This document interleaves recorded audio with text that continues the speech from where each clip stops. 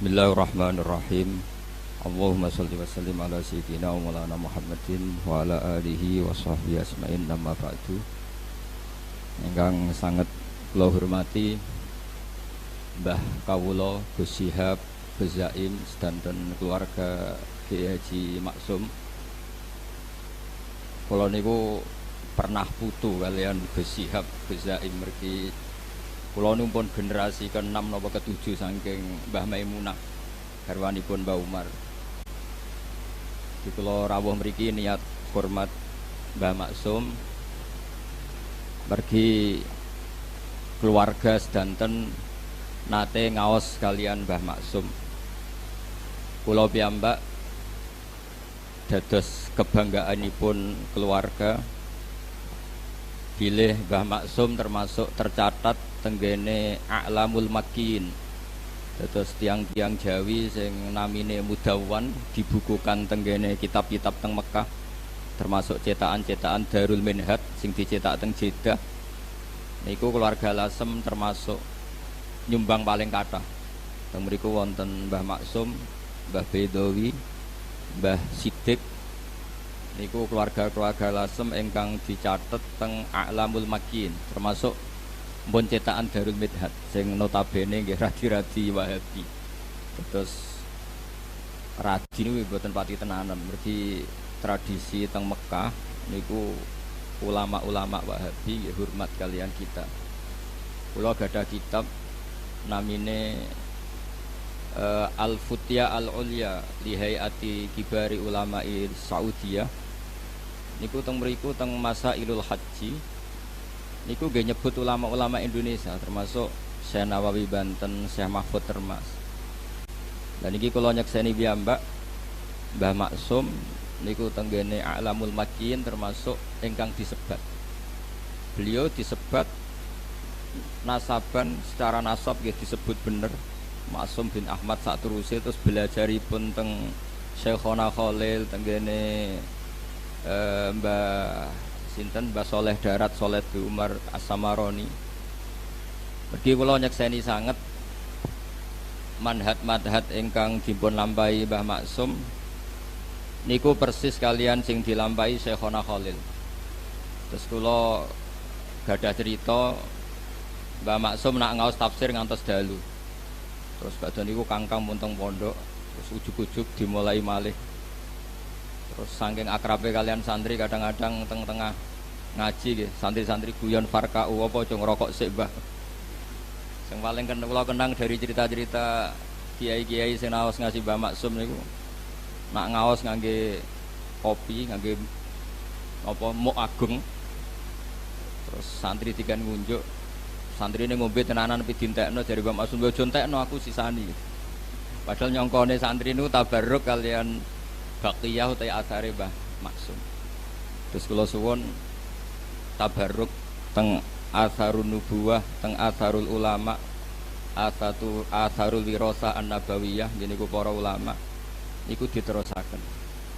Said Muhammad tenggene kitab Mafahimu Yajibu Antusahhah piyambake dawuh orang yang ingkar terhadap wasilah itu tidak punya dalil. Karena ketika Allah ngersakno ada seorang raja niku innallaha qad ba'atsa lakum taluta malika. Ketika Talut dados raja niku diantara kepedeannya Talut, pede niku percaya diri niku inna ayata mulkihi ayyatiyakumut tabutu fihi sakinatum mir rabbikum wa baqiyatum mimma taraka alu Musa wa alu Haruna tahmiluhul malaikah. Terus Talut niku pede mimpin niku mergi gadah sunduk semacam kotak keramat niku cara mriki peti keramat sing teng mriku wonten baqiyatum mimma taraka alu Musa wa alu Haruna tahmiluhul malaikah. Terus cara Ki Jawa kira-kira nggih jimat ngoten.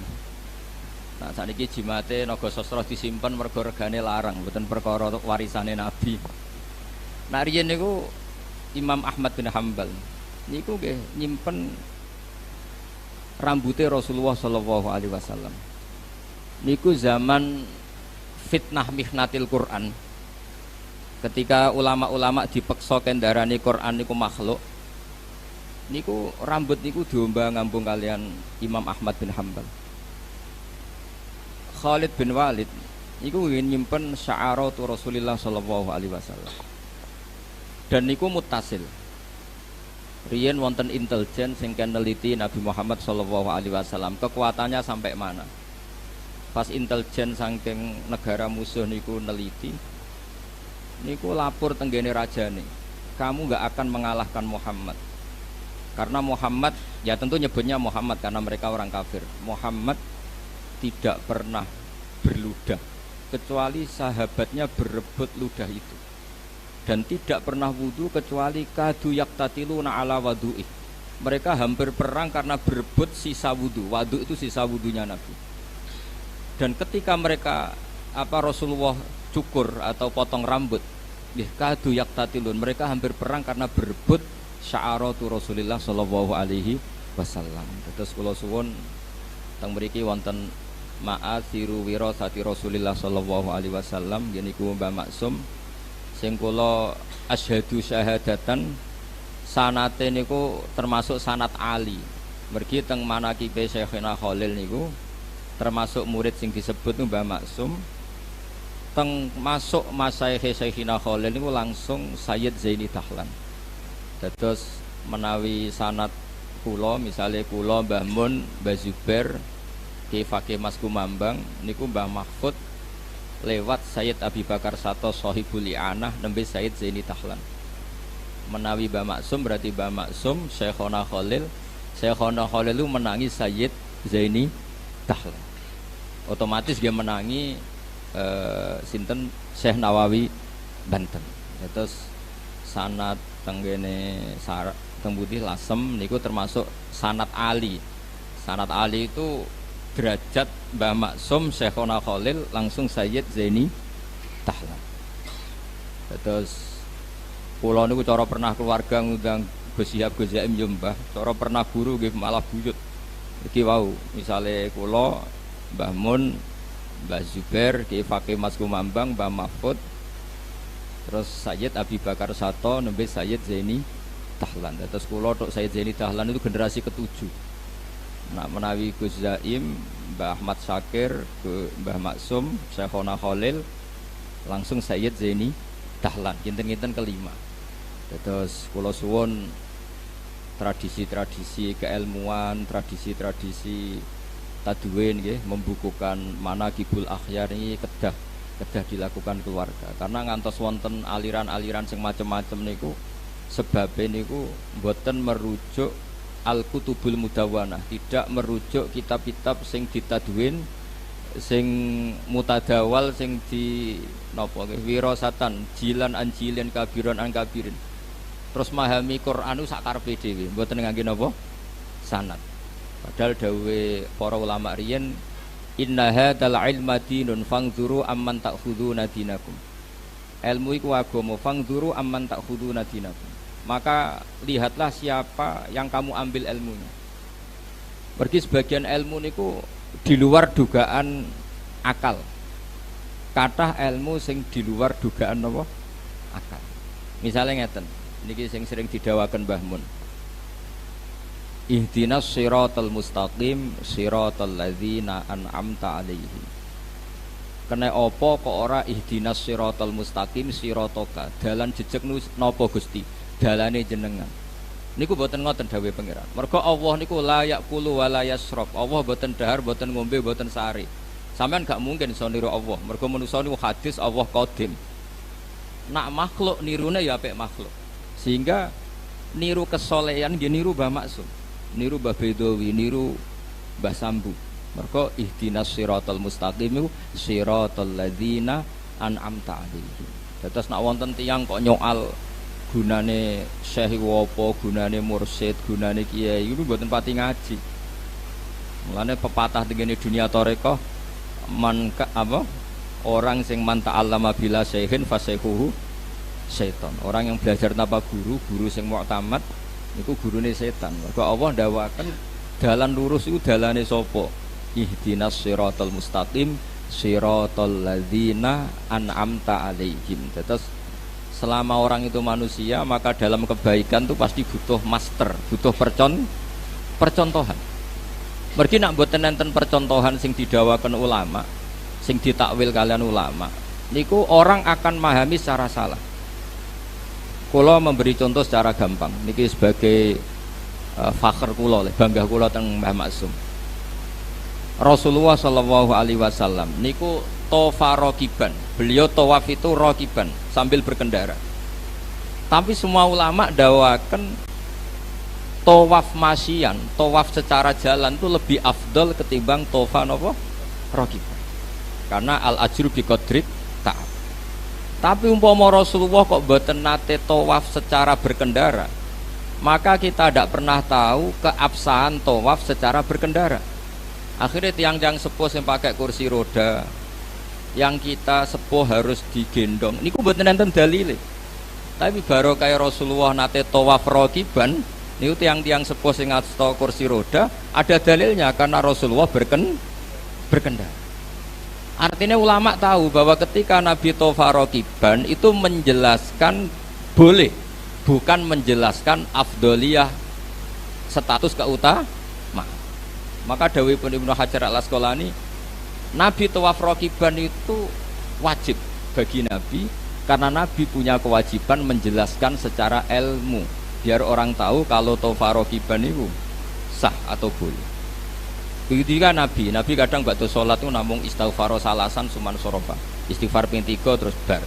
Kadang maca subhanallah 33, alhamdulillah 33, Allahu akbar 33 terus wa yaqulu fi tamamim ni'ah wa akbar la ilaha illallah wa akbar. Nabi kadang wiridan sediluk itu wajib. Ben wong ngerti nak wiridan itu mboten wajib. Tapi nak sampean wiridan sediluk terus niku keliru. Mergo ora tahu dadi rujukan. Tapi nak Nabi wajib ben go iling-ilingan. Nak ngono iku mboten apa? Wajib. Wonten malih ini dawuh Fathul Bari, ini contoh pentingnya ulama. Nabi nak badha salat niku aqbala alal hadirin. Niku semua riwayat aqbala alal hadirin. Madhep total ngetan. Cara teng Indonesia kira-kira madhep ngetan. Itu ulama mengatakan itu bukan sunnah yang mengikat dengan arti kita harus sepersis itu. Tapi Nabi ingin memaklumatkan bahwa sholatnya selesai. Karena andekan Nabi boten madhep ngetan, cara Indonesia madhep ngetan, madhep ke timur, maka akan dikira Nabi itu fi sholatin. Resikonya apa? Kalau orang jauh-jauh, ini kan Nabi itu imam yang luar biasa karena sayyidul awwalin wal akhirin, dan banyak sahabat dari daerah yang jauh itu lari-lari karena ingin menangi Nabi. Nah itu kalau Nabi tetap menghadap kiblat kemudian mereka takbir mengira dirinya masbuk, jebule Nabi pun badhe sholat. Itu secara resiko fikih masalah sekali karena Roktus sholat biman laisa fi sholatin, menggantungkan sholat dengan orang yang sudah tidak sholat. Andaikan Nabi tetap menghadap apa? Kiblat. Maka solusinya Nabi madhep ke timur supaya memaklumatkan bahwa beliau sholatnya selesai. Itu kalau nggak ulama tidak bisa. Meskipun tentu baik orang yang habis sholat madhep ngetan karena sunnah Rasulillah baik. Sing madhep ngalor gitu baik. Sing madhep ngulon gitu baik, karena tadi sing madhep ngulon itu disunatkan punya gerakan yang kira-kira orang tahu kalau sholatnya selesai. Makanya tradisi guru-guru kita kalau tetap madhep ngulon itu oleh istighfar, oleh wiridan sing khas setelah sholat itu dibanterno ben ngerti makmum itu atau orang lain bahwa beliau sudah tidak sholat. Terus ini tahmilan ulama niku penting sangat supaya orang maknani hadis itu mboten jumut, mboten kaku. Kayak apa Rasulullah handekan beliau tidak menghadap ke timur karena nanti dikira beliau fi sholatin. Kalau beliau fi sholatin dikira fi sholatin, orang yang datang Allahu Akbar niat makmum berarti apa? Menggantungkan sholat sama orang yang sudah tidak sholat. Itu secara status fikih masalah kan. Maka beliau untuk menunjukkan sudah sholatnya selesai menghadap timur. Sehingga dengan mahmal seperti itu, tahmilan fikih seperti itu, maka kita legowo. Ada orang yang setelah sholat tetap madhep kiblat. Bagaimanapun kiblat adalah afdhalul jihad. Ada yang menghadap ke utara, ada sebagian kiai yang menghadap ke timur. Semua itu al-amru wasiun, semua itu luas karena bisa dianalisis secara nopo el. Terus kula suwun ilmu niki sing wirasa saking Mbah Maksum nggih, karena kula baleni malih nggih, Mbah Maksum niku termasuk sanad ali. Mergo beliau menangi Syekhona Khalil. Syekhona Khalil itu langsung ngaji kalian Sayyid Zaini. Terus daerah mriki termasuk daerah sing banget barokah. Mergi riyen pernah buyut kula nggih, keluarga Lasem niku nate dados keluarga meskipun boten gadah turunan kalian Sayyid Hamzah Sato.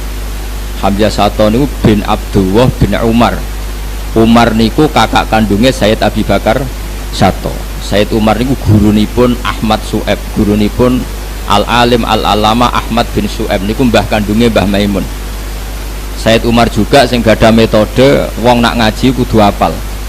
Terus beliau hanya mau mengajarkan kitab yang bisa dihafal. Akhirnya teng Jawa wonten tradisi muhafadzah. Niku sing beto Sayyid Umar. Cuma sakniki ra disalah kaprah muhafadzah nggo syarat kenaikan kelas. Sajane mboten nggih syarat wong alim niku kudu muhafadzah. Sakniki mboten nggih kenaikan napa? Kelas. Nah, Sayyid Umar niku gadah putra namine Abdullah, gadah putra jenenge Sayyid Hamzah Sato, uripe teng Sedan. Lah niku Sayyid Hamzah gadah mantu namine Sayyid Haidar.